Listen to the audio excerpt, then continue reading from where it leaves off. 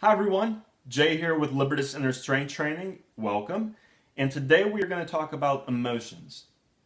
Specifically, how can we engage with our emotions from a positive place as men? The reason we're doing this, in part, is because about a month ago, we ran the State of Men survey where we surveyed 500 to 700 men from all across the world, every continent except Antarctica. And when we asked them what form of strength matters most to you that you want to further develop and grow, and the options were physical, mental, emotional, or spiritual, emotional strength is by far the one that everyone ranked as this is my number one. This is the one I want to spend more effort on, learn more about, and further develop. So here we are. We're going to divide this into two parts. In the first part, we're going to take actually a martial arts approach to this subject to see what insights can we gain from that avenue, from that analogy, looking at this as an art. And also, how can we just reframe this subject to be something that we view as important and a priority in our lives instead of something that we just have to deal with. We have to find a way to deal with our emotions, and we repress and reject them. The second half of this video is going to be about the tools. The specific tool that we use, one in particular called NCPR, which I developed for us to use here at Libertas. And we've had a lot of success with.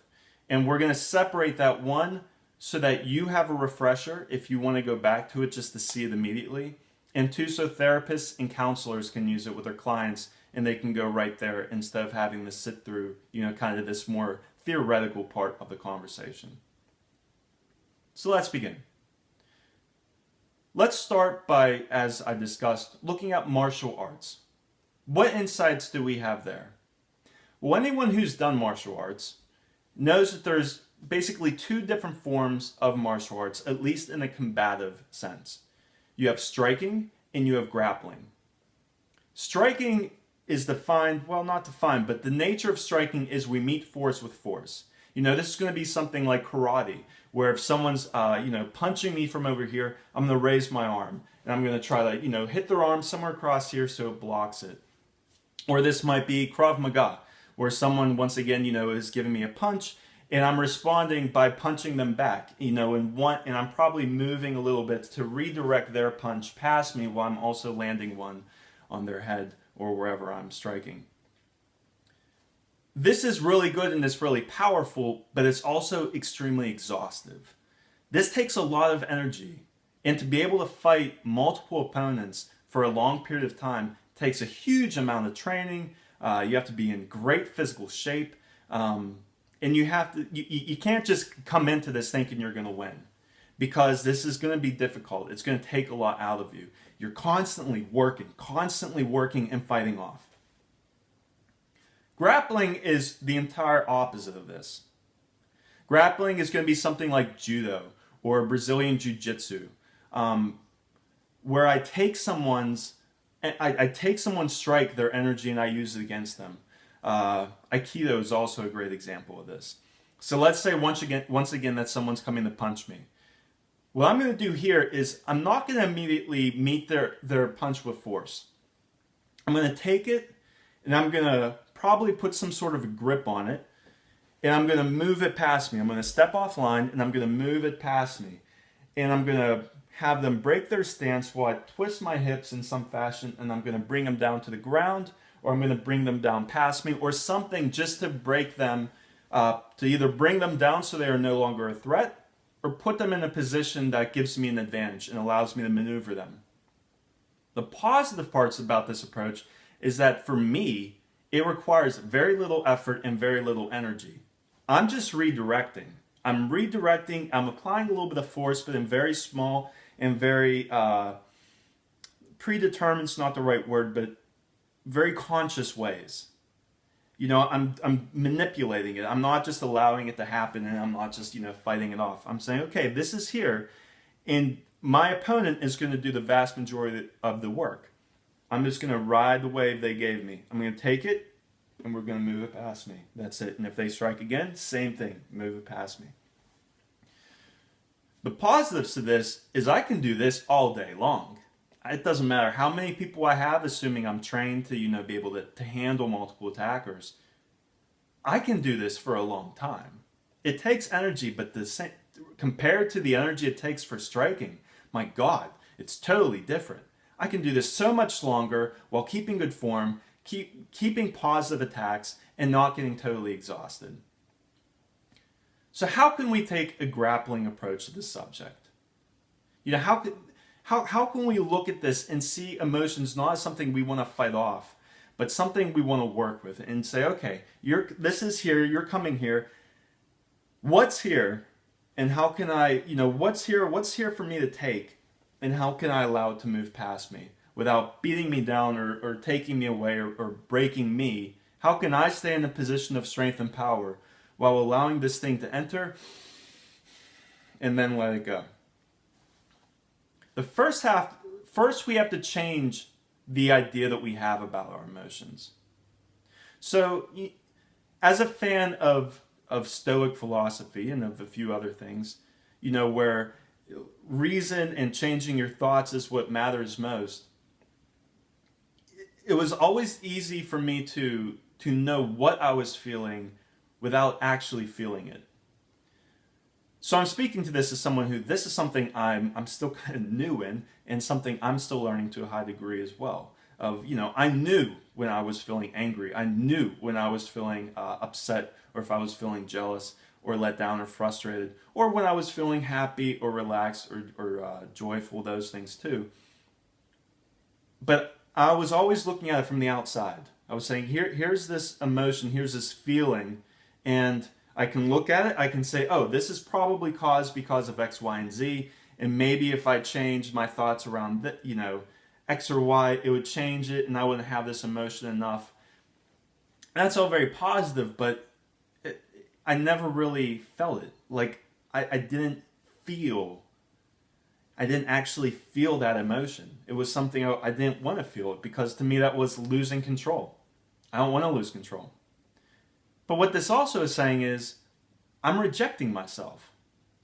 Emotions are an integral part of being human. Let's not forget how long we've been on this planet. And compared to the entire evolutionary framework and path it took for us to get to where we are today, emotions mattered a lot. Spoken word is relatively new. I mean, if we're going to look at us from, the Big Bang to now, spoken word is very new. Before, being able to express your emotions and interpret the emotions of those around you, that was what was important. So being emotional is an integral part and a very natural part of being human. They give us information about ourselves. If you're doing something and you're constantly just feeling really off and it just doesn't feel right, we look at these things and we say, oh no, the logic's good, I should just be able to push this aside. But no. How can we engage with this in a more positive way?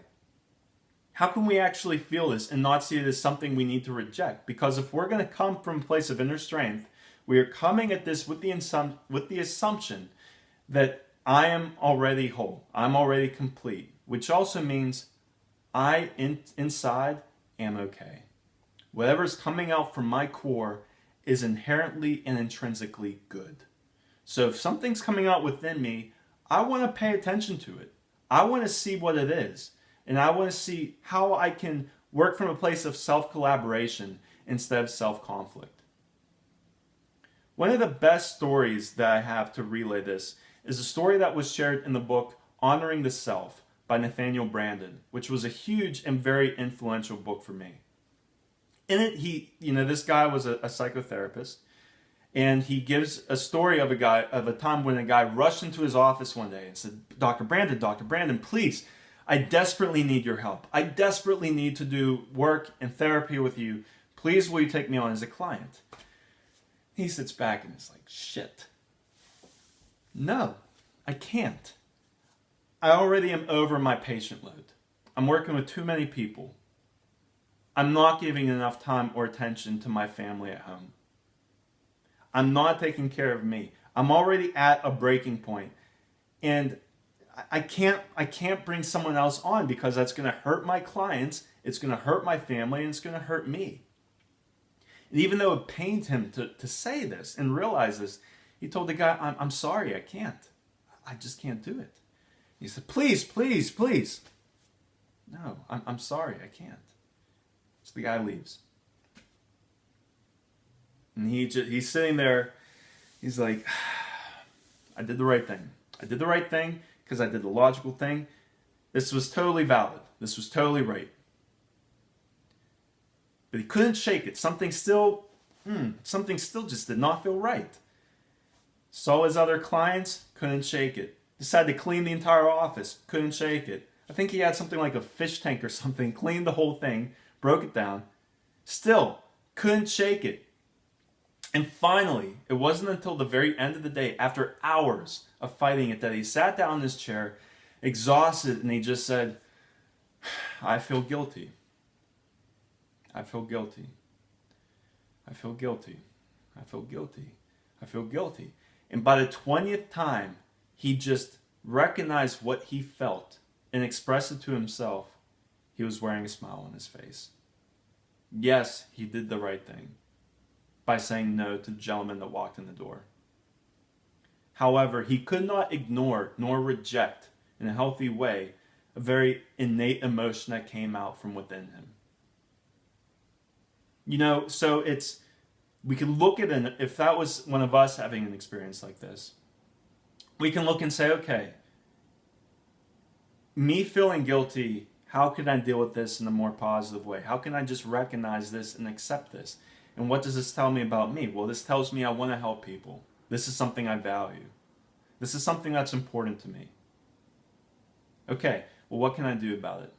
Maybe it would inspire you to say, okay, I can't work with everyone in person, but maybe, as he did in his own way, maybe I can write some books or put information out there, something like a video like this, where I can engage with more people that maybe don't have the time to work with me or don't have the money to work with me, or whatever reason there's some barrier between me and them, but I can still live up to my values and still live up to what's important to me, which is to help other people with their lives.